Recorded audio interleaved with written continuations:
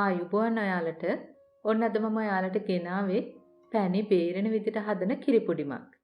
ඉතින් හරිම ලේසියෙන් ඉක්මනට ඔයාලට මේක හදාගන්න පුළුවන්. ජෙලටින්, බිත්තර, ටින්කිරි, oven ස්ටීමර් මොනවත්ම ඔයාලට ඕන කරන්නේ නැහැ. හරිම ලේසියෙන් මේක ලිපේ තියලා හදාගන්න පුළුවන්. පුංචි වෙලාවයි යන්නේ. ලේයර්ස් දෙකකට මේ පුඩින් එක ඔයාලට හදාගන්න පුළුවන්. අපි දැන් බලමු කොහොමද හදාන්නේ මොනවද ඕන කරන්නේ කියලා. මම දැන් මෙතන අරගෙන තියෙනවා අඟල් 9ක රවුම් වීදුරු බෝල් එකක්.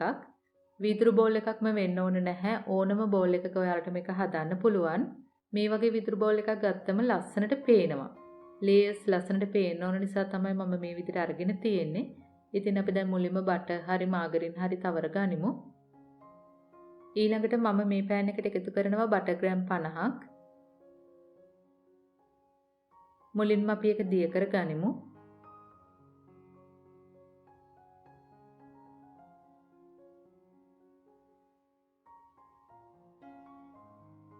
බටර් ටික දිය වුණාම මම එකතු කරනවා පාන් පිටි කෝප භාගයක්. මේ මිශ්‍රණය අඩි අල්ලන්න දෙන්නේ නැතිව දිගටම කවලම් කරලා හදා ගන්න.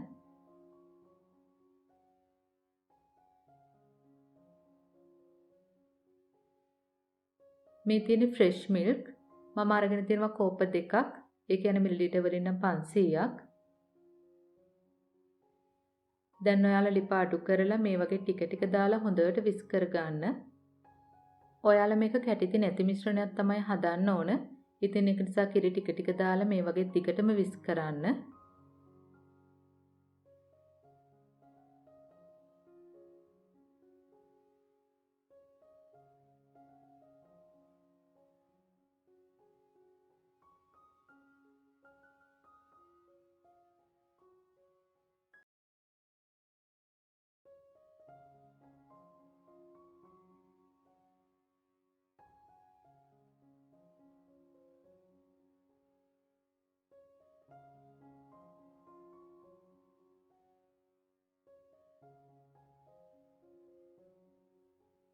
මම දැන් ඊළඟට එකතු කරන්නේ සීනි කොප්ප කාලක්. ඒ කියන්නේ ග්‍රෑම් වලින් නම් 50යි.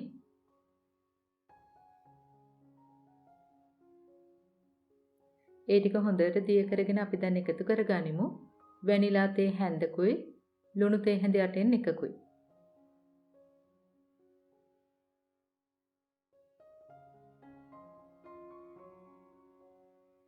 දැන් අපි පුඩින් එක හදන්න ඕන කරන ඔක්කොම දේවල් අපි එකතු කරලා තියෙන්නේ. මම දැන් මේ විදිහට දිගටම විස් කරනවා. එතකොට මේක උකු වෙනවා. මේක ඔයාලා අඩි අල්ලන්න දෙන්න එපා. දැන් ඔයාලට පේනවනේ මේ මිශ්‍රණය හොඳටම උකු වෙනවා. මෙන්න මේ තරමේදී අපි ලිප ඔෆ් කරගනිමු.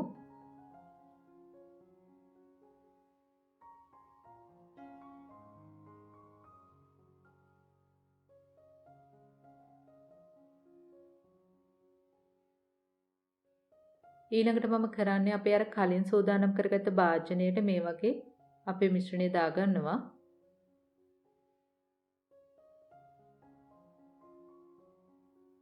දැන් චුට්ටක් මේ වගේ සොලවල පැත්තකින් තියන්න.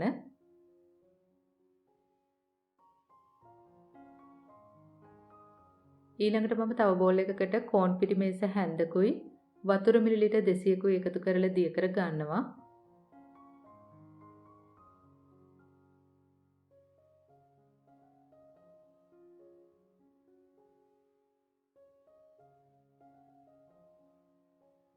කැරමල් එක හදන්න මෙතන අරගෙන තියෙනවා සීනි කොප්ප භාගයක්. වතුර මේස හැඳි 2-3ක්. දැන් හොඳට හැඳි ගාලා මේක කැරමල් කරගන්න.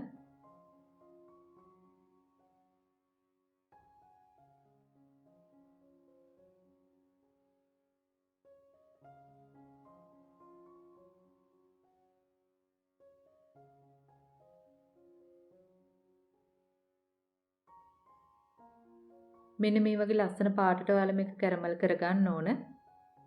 ඊළඟට කෝන් පිටි මිශ්‍රණය ආයෙත් මේ වගේ චුට්ටක් කවලම් කරලා එකතු කරන්න.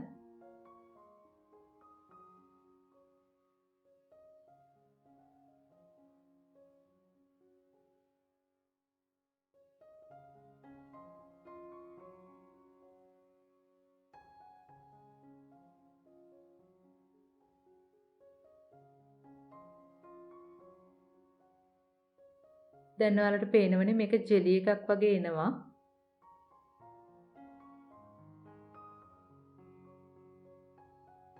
මෙන්න මේ වගේ ටිකක් උකුවට ලස්සන පාටට ආවම අපිට පුළුවන් අපේ පුඩින් මිශ්‍රණයට උඩින් දාන්න.